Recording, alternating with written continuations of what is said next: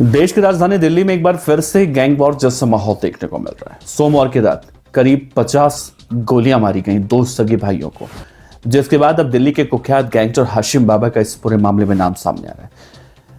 50 गोलियां मारकर जिन दो सगे भाइयों की हत्या की गई है, इस पूरे मामले में न सिर्फ अब लोग सुनकर सकते में हैं, बल्कि लोग अब इस तरह के सवाल उठा रहे हैं कि आखिर देश की राजधानी दिल्ली क्या वाकई में रहने लायक है।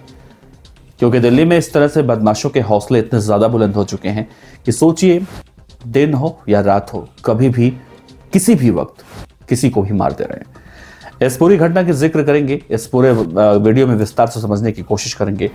नमस्ते, मेरा नाम है देवनाथ और आप देख रही हैं रोजाना की तरह आपका अपना चैनल BDF न्यूज। दरअसल उत्तर पूर्वी दिल्ली के जाफराबाद इलाके की यह घटना है। ऋषि कदम गली नंबर 17 सोमवार की रात आधी रात को गोलियों से तड़तड़ाहट से पूरा इलाका गूंज जाता है।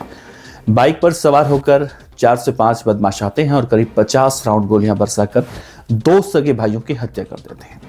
गोलियों से छलनी मोहम्मद फजील जब ही मारा जाता है, जबकि उसका दिव्यांग भाई नदीम, उसकी उम्र 33 साल, अस्पताल ले जाते समय उसने भी दम तोड़ दिया। पुलिस के सूत्र बता रहे हैं कि फजील को 20 और नदीम को 17 गोलियां मारी गई। पुलिस ने घटनास्थल से 42 कोके बरामद किए।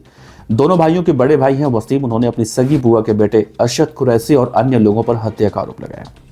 उन्होंने कहा कि सोमवार की बात है, दोपहर को असद ने फोन पर जान से मारने की धमकी दी थी। अब जिला पुलिस उपायुक्त आशीष मिश्रा ने कहा है कि हत्या का मामला दर्ज हुआ है। आरोपियों की तलाश कर 6 टीमें अब कहीं ना कहीं लगी हैं। पुलिस के मुताबिक फजील और नदीम अपने छोटे भाई कफील के साथ गली नंबर 30/8 कश्मीरी बिल्डिंग जाफराबाद में रहा करते थे। इनकी मां शाहिद बेगम बड़े बेटे और उसके पूरे परिवार के साथ ब्रह्मापुरी गली नंबर 21 में रहती है।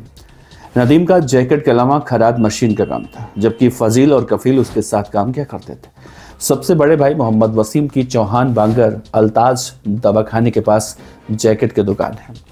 करीब 5 साल पहले मंजिल से गिरने के बाद नदीम दिव्यांग हुआ और उसके शरीर के 85% हिस्से ने काम करना बंद कर दिए, जहां वो शौचालय भी नहीं जा पाता था। फजील बड़े भाई की देखभाल करता था।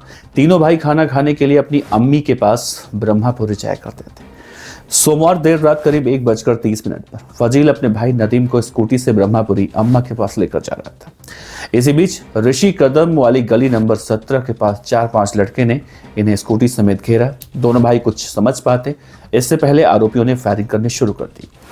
दोहरे हत्याकांड को अंजाम देकर आरोपी भाग गए। मौके पर भीड़ इकट्ठा हुई रात में। इसी बीच इनका भाई वसीम फैक्ट्री से घर लौटते वक्त भीड़ को देखकर रुका। पूछने पर मालूम चला कि उसके सगे भाइयों को कुछ लोगों ने गोली मार दी है। अब वसीम मौके पर पहुंचा तो लहूलुहान फजील की नब्ज थम चुकी थी, जबकि नदीम की सांसें चल रही थी। नदीम को स्कूटी पर बिठाया वसीम अस्पताल की तरफ भागा, लेकिन रास्ते में उसने दम तोड़ दिया। अब इस मामले में वसीम ने कहा है कि उसका भाई बार बार असद का नाम ले रहा था। सूचना मिली, पुलिस पहुंची। वसीम ने बताया कि टशनबाजी में असद उसके भाइयों को धमकी दे रहा था। सूत्रों की माने इस मामले में तो नदीम और असद दोनों हथियारों के सप्लाई के नेटवर्क से जुड़े हुए थे। असद कुछ वक्त तक नदीम के साथ ही काम करता था, अब दोनों अलग अलग काम कर रहे हैं। इसी बात पर दोनों के बीच तनातनी बढ़ी थी। सीसीटीवी कैमरों की मदद से पुलिस मामले की जांच कर रही है। दोनों की हत्या की वजह अभी तक साफ नहीं हुई है। पुलिस ने भी इस मामले में कुछ ज्यादा कुछ नहीं कहा है। सूत्रों का इस मामले में कहना है कि हत्या एरिया में हथियार सप्लाई करने को लेकर हुए विवाद में हुई है। हालांकि ये दावा अभी जांच का विषय है। कुछ लोग ये भी कह रहे हैं कि हाशिम बाबा का नाम निकलकर सामने आ रहा है। बहरहाल देखना होगा दिल्ली पुलिस इस मामले में आरोपियों को कब तक पकड़ पाती है। वैसे दिल्ली के इस हत्याकांड को लेकर आप क्या कहेंगे, जहां पर 40 से 50 गोलियां मारी गई हैं? अपने विचार रखिएगा दोस्तों। नमस्कार, जय।